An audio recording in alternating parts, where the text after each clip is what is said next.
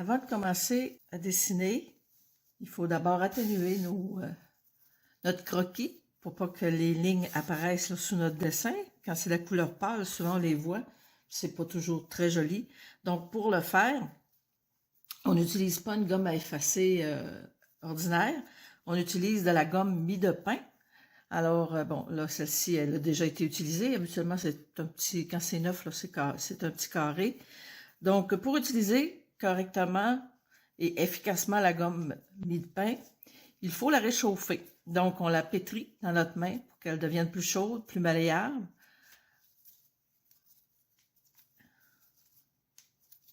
Donc, bon, moi, ça fait déjà un petit bout de temps là, que je l'avais. Quand c'est fait, pour atténuer, on n'efface pas là, comme une efface ordinaire. On tapote.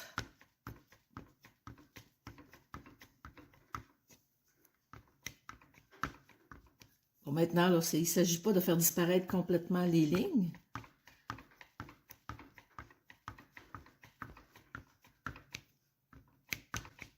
Mais c'est qu'il soit quand même assez pâle.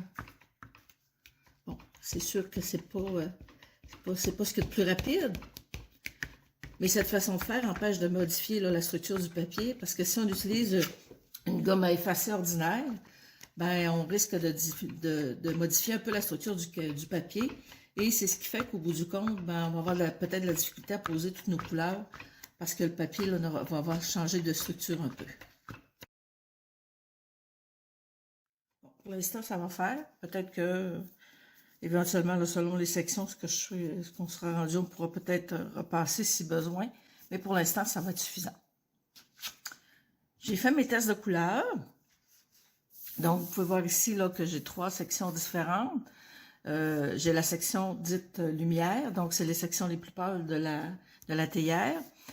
La section dite locale, donc c'est la couleur réelle, là, ben réelle, enfin, comme moi je la vois, là, de la théière. Et la section dite ombrée, ça c'est les sections plus foncées de la théière. Donc, la première couche, moi, je travaille, avant de commencer, moi, je travaille par section. Je ne fais jamais le dessin au complet. Je suis trop concentrée, puis là, je perds mes repères, donc je peux me tromper. Alors, je commence toujours par des petites sections. Celle-ci, je vais commencer avec la base de la théière, mais il y a des sections là, plus claires que je ne ferai pas tout de suite. Et celle ombrée non plus. Là. Je vais faire la couleur dite un peu plus locale. Ben, on commence. Je commence avec le 118, PC 118 de Prismacolor, qui est le Orange Cadmium. Comme toutes les premières couches, on ne fait pas de pression.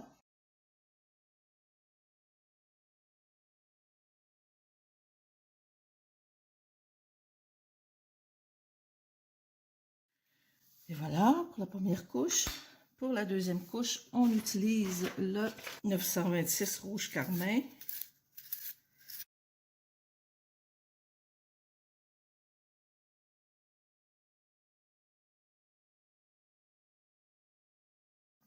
Alors pour la troisième couche, c'est le PC 943 Ocre Brûlé. Et on commence maintenant avec notre pression moyenne, puisque c'est la troisième couche.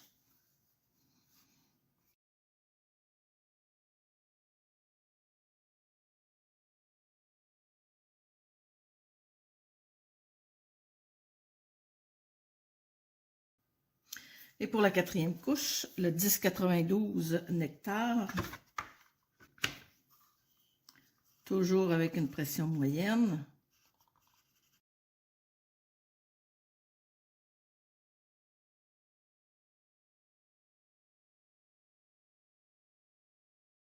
Pour la cinquième couche, on revient avec le 118. Mais auparavant, il va falloir laisser des espaces pour les ombrages. Si on regarde sur la photo, ici, on voit, bon, oui, ici, c'est plus pâle, là, c'est la même chose qu'ici, sauf qu'il va falloir laisser, avec le 118, on ne se rendra pas où est-ce que c'est plus foncé, là, comme ici, comme ça, et dans ces coins-là, parce que là, ça va être une autre couleur pour la cinquième couche. Donc, Laissez votre photo pas trop loin. Vous pouvez faire votre démarcation tout de suite au début, là, si vous voulez.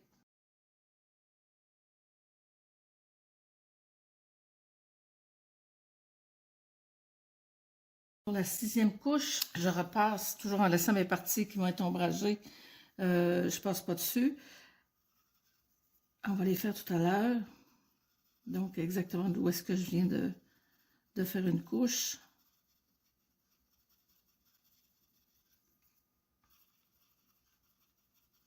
Donc, c'est le nectar 1092.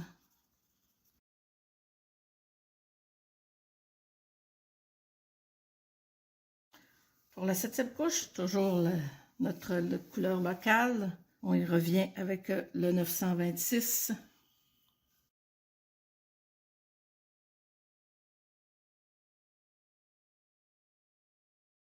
Alors, on poursuit avec la zone ombragée, avec le orange citrouille, c'est-à-dire le 1032.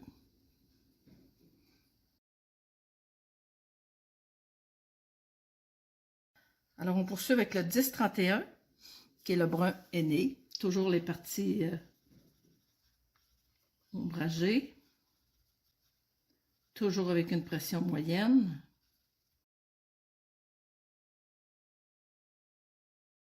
On poursuit avec le 1082, le chocolat.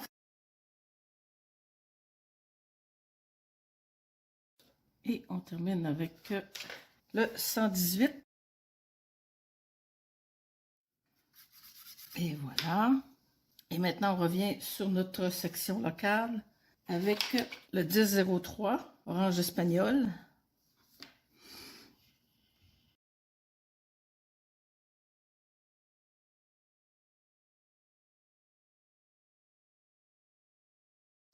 Et voilà pour cette section. C'est pas tout à fait terminé. Il y a toujours des retouches qui vont se faire un peu plus tard probablement. Mais pour l'instant, on va laisser ça comme ça.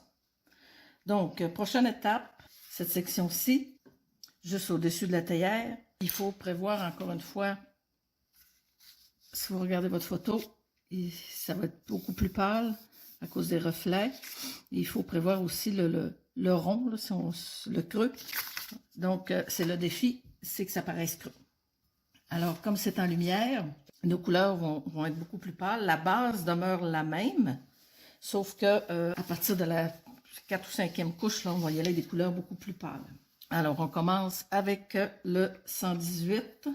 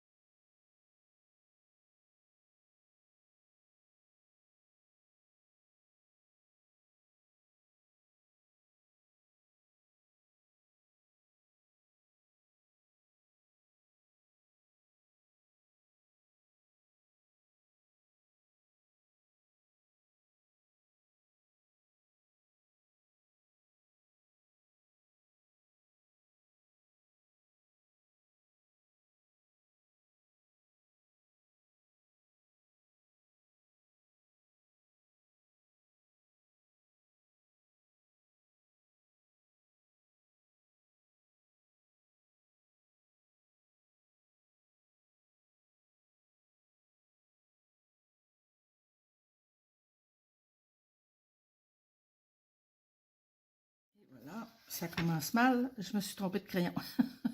Mais c'est pas grave. Ça change pas grand-chose. Donc, j'ai pris le 1003 au lieu de prendre le 118, mais ça fait pas grande différence, là, vu que c'est la première couche, en fait.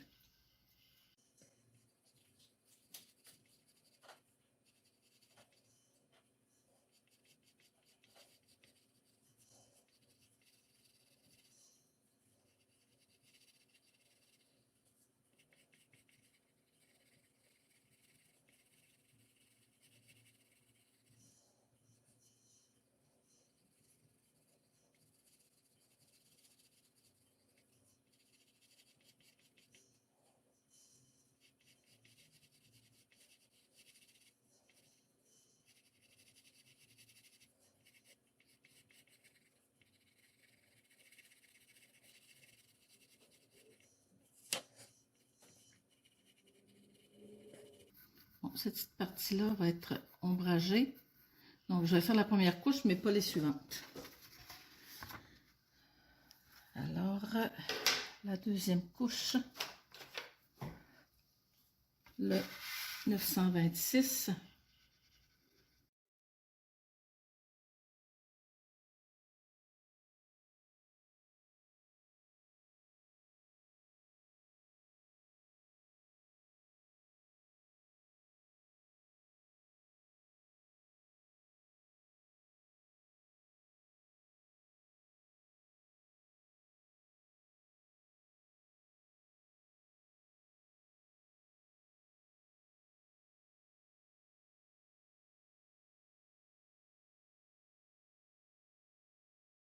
On continue avec le 943.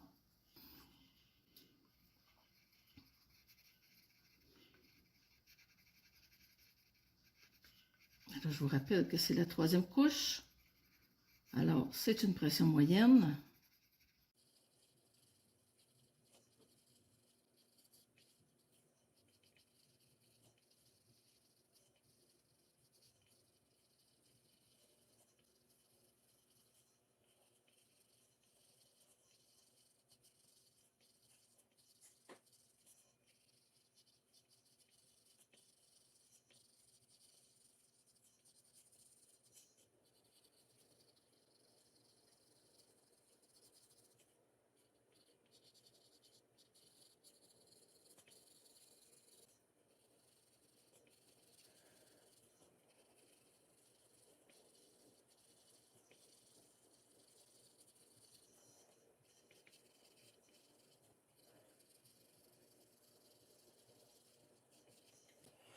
Le 1092 nectar.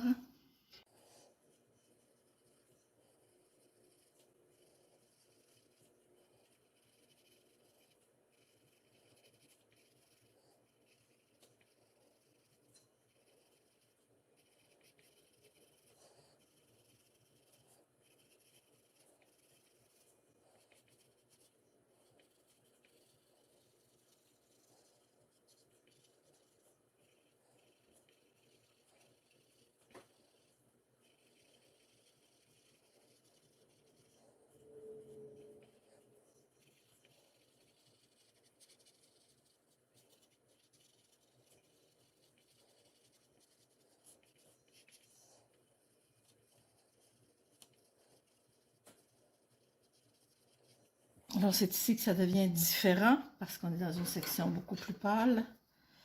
Alors, nous y allons avec l'orange espagnol, le 1003.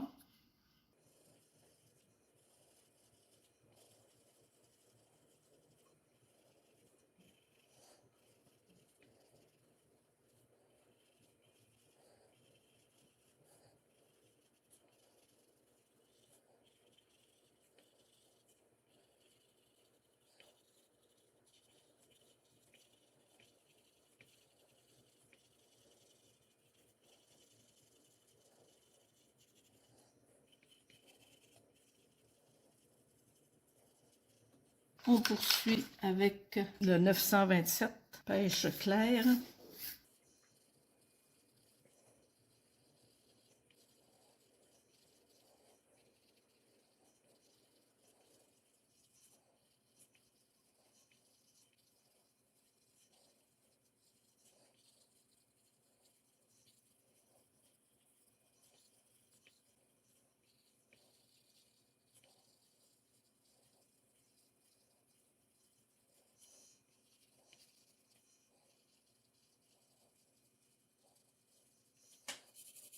Ensuite, le 1093, rose coquillage.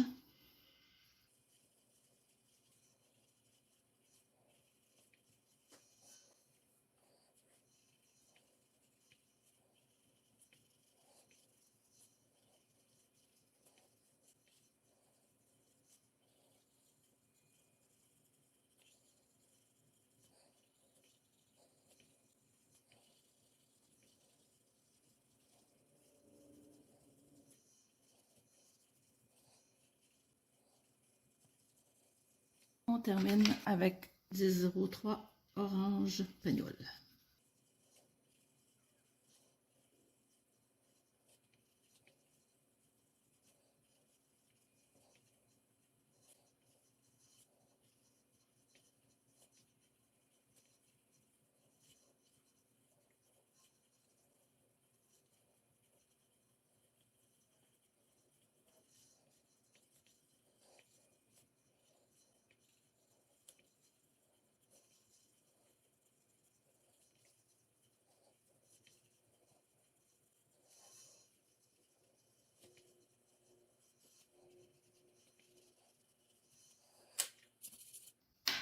On va faire notre petite section ici plus foncée.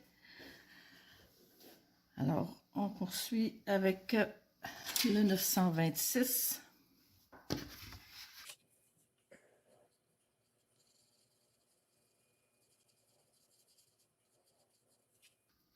Le 943.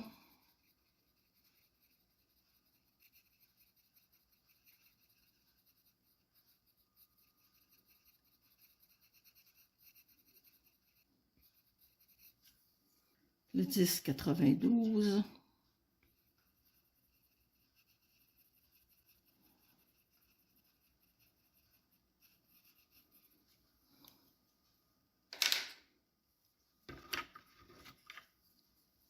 « 1032.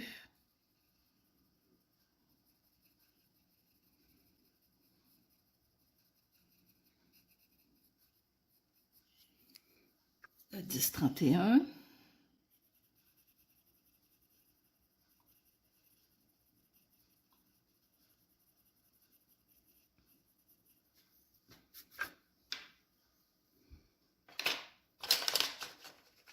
« 1082.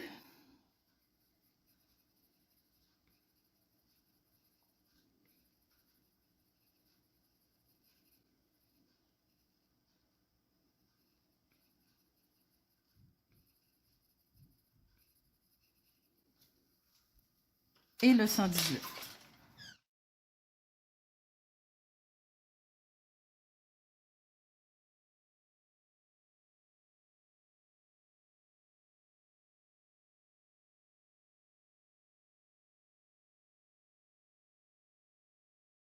Je ne fais pas les zones éclairées tout de suite. C'est plus vers la fin que je les fais. Ici, comme c'est un petit peu plus foncé que les autres, je vais le faire vers la fin aussi. Les prochaines étapes, là, on va commencer vraiment la théière. Comme je vous disais, moi, je vais y aller par section. Voilà, c'est terminé pour cette partie.